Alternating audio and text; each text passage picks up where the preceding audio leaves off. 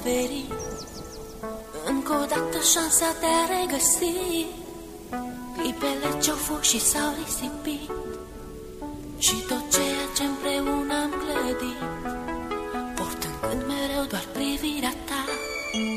Realitatea nu o pot accepta. Ieri erai cu mine, azi nu mai ești. Ce s-au scris cândva au fost doar povești. Tu spuneai mereu trăiește-ți clipa, viața însă n-a putut ierta. Tu ești sus acolo printre îngeri, mi-a rămas doar amintirea ta. Vei rămâne în gândul meu, la bine și la greu, iar tot ceea ce-am făcut împreună ne va lega mereu. Vei rămâne în gândul meu, la bine și la greu, iar tot ceea ce-am făcut împreună ne va lega mereu. Astăzi cerul parcă e înorat, totul în jurul meu îmi pare schimbat.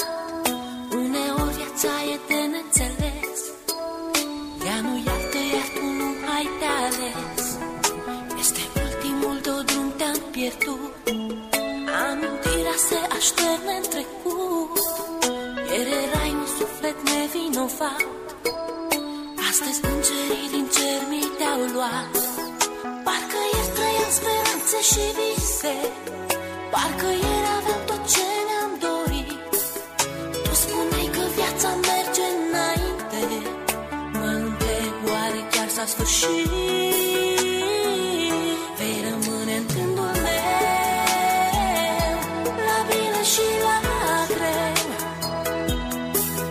iar tot ceea ce-am făcut împreună ne va lega mereu. Vei rămâne în gândul meu, la bine și la greu,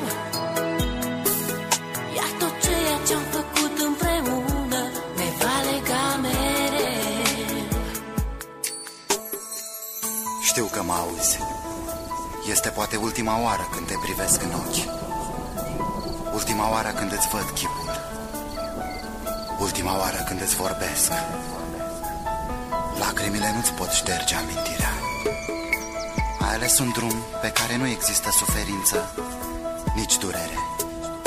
Mi-e greu să accept, însă, independent de noi, viața merge înainte.